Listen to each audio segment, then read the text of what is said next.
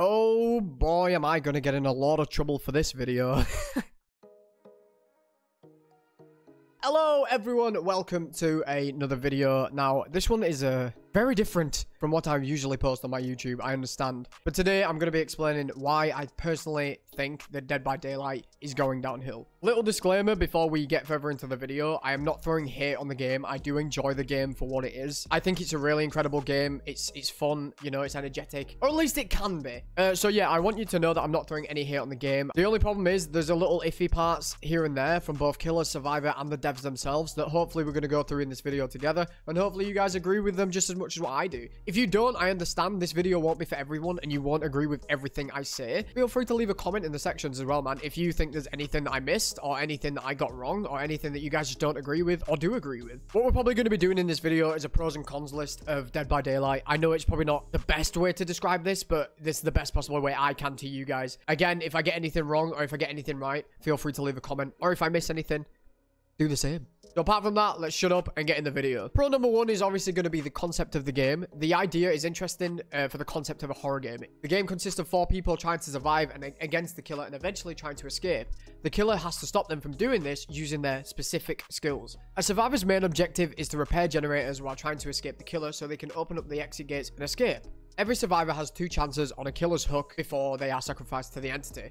It's a really fun concept for a game of horror which really hooks the player into the game. Even though it might come off as repetitive and boring, we still have to accept it for what it is, and that is a horror game. Number 2 is probably going to be the dynamic range of the game. So for example, all the amount of cosmetics, perks, and killers or survivors that you can play as. I think this is a big thing that Dead by Daylight is always going to be known for, having its massive range of killers, having its massive range of survivors, and as well perks. There is a multiple range of killers that you can play as. I think it's a great way how to keep Dead by Daylight alive is keep bringing in new killers. Now, the only problem with this is the licenses. The licenses with killers such as Demogorgon and now apparently Bubba, or aka the Cannibal, apparently they're not going to be in it for much longer. It's understandable as to why. You can't keep something forever if it's not yours to own, so I understand that. But the fact that they're bringing in a killer that we keep for so long and then they get rid of it is kind of a problem. I always love the Demogorgon, Steve and Nancy, but for those people who are new to the game, they're never really going to get a chance to play as them unless they do another chapter, which again, we have to wait for. But getting rid of Bubba, it might be a big problem for it too. I think a lot of people enjoy Bubba. I enjoy going against Bubba. I think he's a really fun, viable killer, and I think a lot of people enjoy going against him. I also think that the cosmetics are really fun in the game too. For example, my favorite character is Dwight. I really enjoy his toilet paper skin. I think it's amazing the fact that I'm running around with toilet paper wrapped around my face. And it just brings a rough humor to the game. It brings a little bit of joy to the game that's so serious and competitive. Now time to get down to the nitty gritty, dude, because I know that I'm not going to be liked after I say what I have to say about the game and the cons. And I feel like people are not going to enjoy this a lot. But I apologize again in advance. If I say something you don't like, I apologize. But I feel like I just have to say it to help the gaming community. I guess. I don't know, dude. I don't fucking know. Alright, dude, of course, number 1 is the items in the game. Now, me personally, I've played the game for quite a lot. I'm not the best at the game. I'm not the worst at the game. I'm decent at the game. I know what I'm doing. Now, the only problem with this is the items in the game for a survivor. I don't really have this problem with killer as I'm not a killer main. I have played killer, but I'm mainly play survivor. But as a survivor point of view, the amount of items that you can have in your inventory is ridiculous. You can have so many grey medkits that you're never going to use, or so many uncommon toolboxes that you're never going to use. I think personally, it's just a hindrance, the fact that you are never going to use these unless you're new to the game. Now, for example, you can have so many different items for survivors. You can have flashlights, flashbangs, toolboxes, medkits, keys. Even though I barely ever use a goddamn key. Who does? I think it'd be really good if they could implement a trading system into the item menu. So, for example, if you had 2 grey medkits, you could trade them 2 grey medkits to get 1 yellow medkit. And then you could trade like 3 yellows for 1 green, and then 4 green for 1 purple, just to try and lower down the amount of items that you have in your inventory. I think it would really help out for those people who want to use more powerful items. I don't know if that's a good thing. I don't know what you guys think about that. Let me know in the comments. As somebody who doesn't play as much killer, I wouldn't really know how this would work. I think it's just add-ons that you guys have, and there's not as many add-ons on 1 killer as what there is on 1 survivor. So I don't really know how this would work with killer, but you never know, dude. They might implement it one day and it could help us out a lot. Next on the list is, of course, solo queue. Now, this is a giant pain in the backside for a lot of Dead by Daylight players. It's been spoken about before plenty of times to the devs, and apparently they said that they were going to fix it, but they never have. They have, however, shown us in the new PTB the fact that if you are going to get chased by a killer, you're going to be able to see two little marks on a survivor's picture. You're going to see two little marks that are like an obsession mark, but they're not. It's just a way to show you as the solo queuer that they are being chased. I think that solo queue is probably one of the biggest problems of the game, personally, because you can either wind up with a bunch of idiots or a bunch of people who like to sabotage and sandbag, and it's very painful. Or you just might get really bad teammates who don't do gens and like to blind the killer or try and blind the killer and sabotage hooks, but miss it on time. And yes, this is all part of the game, but it's also very stressful for you, the person who is playing in the solo queue. I've had a lot of games like this. I don't know if you guys have. I've considered it to be a really bad problem for me personally. There's always your team doing okay, and then that one person just not chipping in. It is very painful, and I understand from a survivor point of view how painful this can be. This brings me on to the third point of the goddamn video, which is pings. I think that personally they should implement pings into the game. If you're playing a solo queue and the rest of your team is all solo queue and you have no form of comms and you're not playing any survive with friends, I think that a ping system would be incredibly good. So for example, if you are being stalked by a ghostface and you have no idea that you're being stalked, but a teammate sees that a ghostface is stalking you but can't break them out of the stalk, at least they can ping to inform you that the killer is there stalking you. I know that's a lot of stalks. You could help your team in so many different ways. If it's a wraith, if you've got a spirit, if you've got a ghost face, anything like that, you can inform your team of where the killer is if there's a ping system. I think it'd be a really good idea for the game. It might break it a little bit, but maybe there's like a cooldown on so many pings that you can do. I don't know. It might be a bit too powerful. I don't know. Let me know what you guys think in the comments. Part 4 and part 5 of this video is competitiveness and toxic community. Now, this game, if you're new to it and you're wanting to get into Dead by Daylight, is ridiculously competitive. That's all I can really say on it. It is extremely competitive, is Dead by Daylight, which also brings us into the toxic community of Dead by Daylight. Every time you get camped, if you get tunneled, and a killer wants to do a strategy, because it is a strategy. I know a lot of survivors are going to hate me saying that out there. It's coming from a survivor main. Tunneling one person out at the beginning of a game to get you to 3 people at 4 gens is a strategy. I know it's bad, but it's a strategy. A lot of people frown upon it, but you can't frown upon the game mechanics. Why would they implement it? Why would they put it in the game if it wasn't part of it, you know? So a killer is technically allowed to do it. It's just frowned upon by survivors. But this is where the community gets even more toxic, because they can send messages and give bad credit on Steam or whatever. But this is why tunneling and camping and all stuff is bad.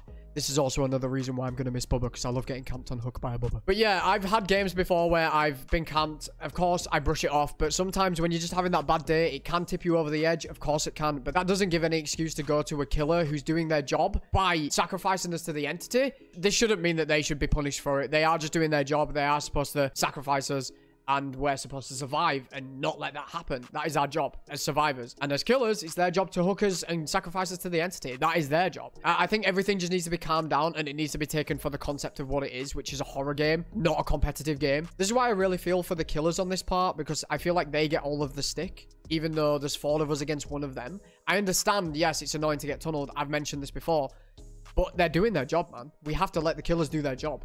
Point 6 of this video is obviously the survivor rulebook. This has to be one of the most painful things as a survivor main I can actually witness. So basically, what a survivor rulebook is a set of rules that killers have to apparently abide by to some survivors out there. So for example, if you are a 3-man swift and you have a solo queuist, like we mentioned earlier, if that solo queuist ends up having a bad start and ends up DCing by the beginning, the killer has to abide by the survivor rulebook. I do not abide by this rulebook. I hate this rulebook with a passion. What the survivor rulebook says, apparently in page 930,000 of not ever existing, is the fact that now that there's a DC and there's still 5 gens left with 3 survivors, you have to play nice to the survivors, let them get points, and let them escape. I hate this thing. Why was it ever implemented in the game? I understand as a killer point of view, you might feel a little bit unfair. It might make you feel a bit upset because there's 3 of them against 1 of you. But our job is not to let you be friends with us. It's not 5 versus 0. The killer's job is to sacrifice us to the entity. I've mentioned this before. The survivor's job is to do the gens, get out while not getting sacrificed. I think personally the killer shouldn't give a poop about the rest of the game. I think they should just play it as normal. I don't understand the rule of survivor rulebook. Who invented this book? Why? Why did you invent it? Why? You're taking the only objective killers have out of the game. It doesn't make sense. This isn't 5 versus 0, dude. It's 4v1, all right? I might be taking this a bit serious, but it's the only one that really gets on my nerves. I've had a lot of killers come into my chat before on Twitch, and they've all mentioned, like, I want to give you hatch, blah, blah, and I always tell them not to give in to the Survivor rulebook because they feel pressured. They feel like they're doing something wrong if you don't give them the hatch, even though they've done their job perfectly. You've sacrificed everybody else but me. Why do I have to get the hatch because I'm the last person? You know what I mean? Just do your job, man. You might get a bit of stick for it because of the toxic community. Like, oh my god, you got all of us down at 4 gens, blah, blah. That is your job. That is their job. But I just think that the Survivor rulebook should be burnt and never, ever thought about again. To all the killer mains out there who always feel bad, don't. Do your job. You're doing a great job, okay? Never feel bad for a survivor. Don't give in to the Survivor rulebook. On to the next one. Point number 7. Of course, the classic. This game is not newbie friendly. You just get thrown into the deep end and start drowning, bro. I'm not even lying. Don't get me wrong. You do get a tutorial at the beginning of the game. You really do. Showing you how a survivor works. Showing you how to do a generator, to hit a skill check on a generator, how to unhook a teammate from a hook before they're sacrificed and go to stage 2, and also how to get your friend out of a trap.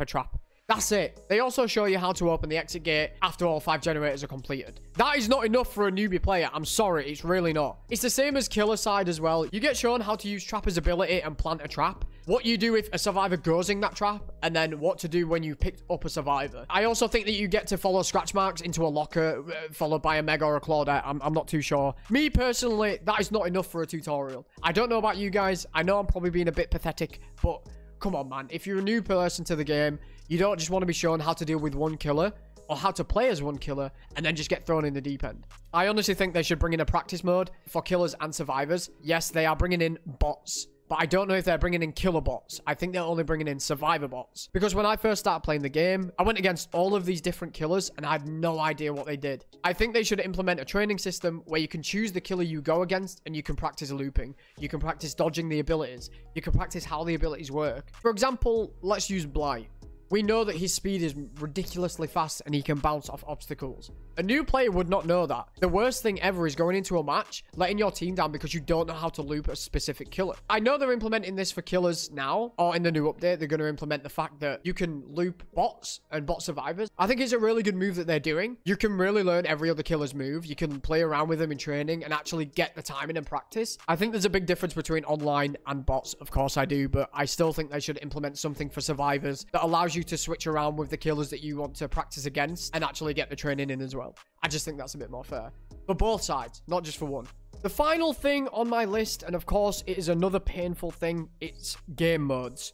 Now, don't get me wrong, Dead by Daylight, of course, is supposed to be 4 versus 1. It is. It's supposed to be a 4 versus 1 horror game, cooperative, and it's a team-oriented game, okay? It is. That's fair. But just because it is like that doesn't mean that you can't implement game modes into the game to make it a bit more interesting. It does get repetitive. It does get annoying. It does get boring. It gets stale. Personally, I wouldn't mind like a 2 versus 8 or 2 versus 7. Dude, could you imagine getting looped by a bubba and a freaking hillbilly? Could you imagine? I do think that if they brought in different game modes like hardcore, hide and seek, 2 versus 8, I think it would be incredible. I think it would just bring a different adaptation to the game and it'd make the game more horrifying. I also think they should add something like proxy chat so you can hear like all the screaming and like panicking of people saying, I'm being chased, I need help, I need somebody to take a hit. I think it'd be great if they implemented stuff like this. It'd add more tensity. Is that the right word? It'd make it more tense. There you go. It'd make the game more tense and more thrilling to play. It could be a stupid idea to add game modes. I think personally that game modes would be a big breaker for Dead by Daylight. I think it would bring so many more players back from old and new.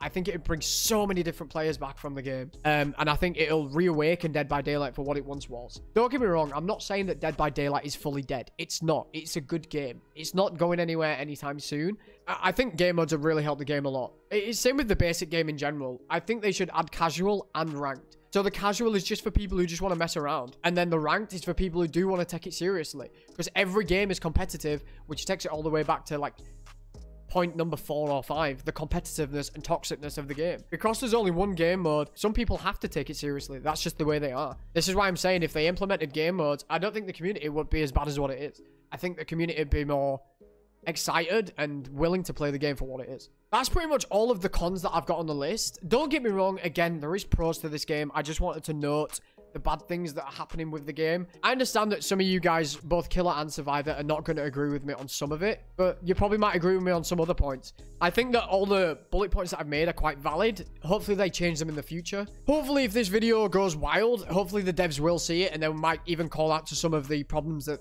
we've all been having as a community. And I really hope that these points that I've made are really helpful to you as the Killer or Survivor. Maybe one day our prayers will be answered.